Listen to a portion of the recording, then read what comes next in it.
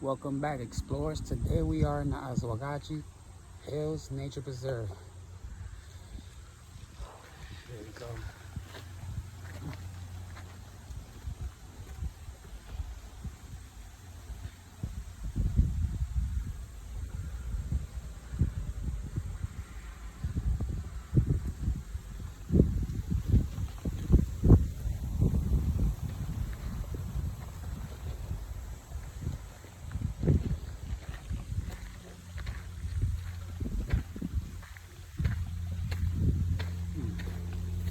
Guess we'll give it a try down to over there first and see what's over there, and we'll come back this way.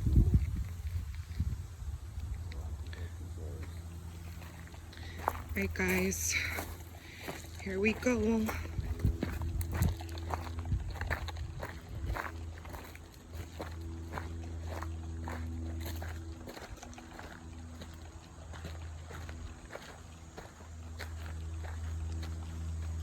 Guys, they got that area closed off. Says a sign there. It says site restoration. Yes, you're right.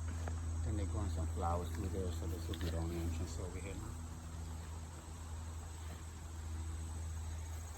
Okay, that's more information here. And that's where we just came from, guys.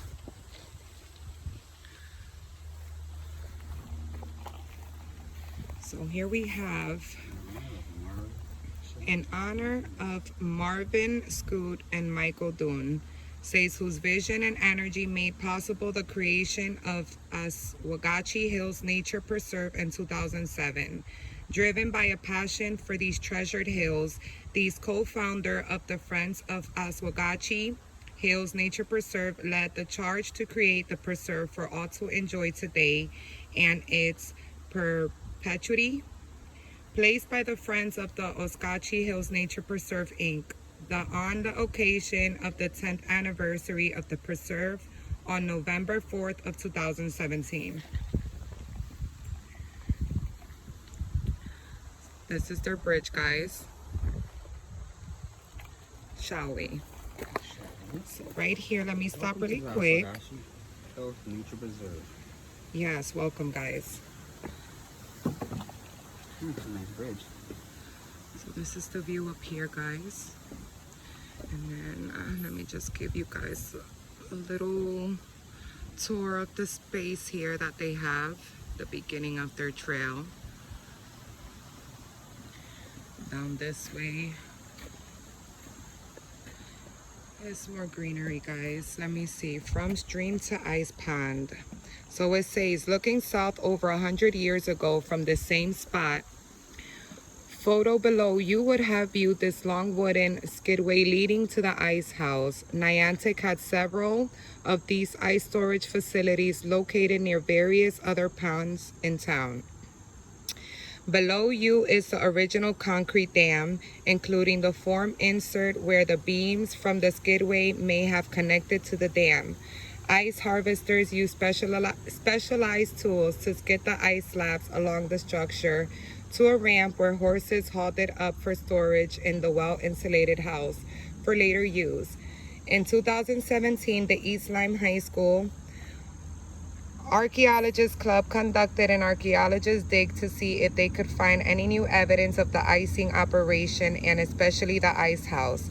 None was found, but it was thought that the ice house foundation may have been permanently encapsulated by several feet of fill when the town of East Lyme created the ball fields and parking lot just east of Memorial Park Drive in the 1950s.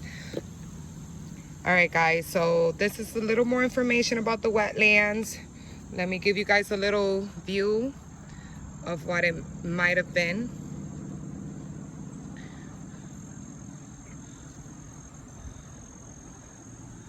Nature has taken over, guys.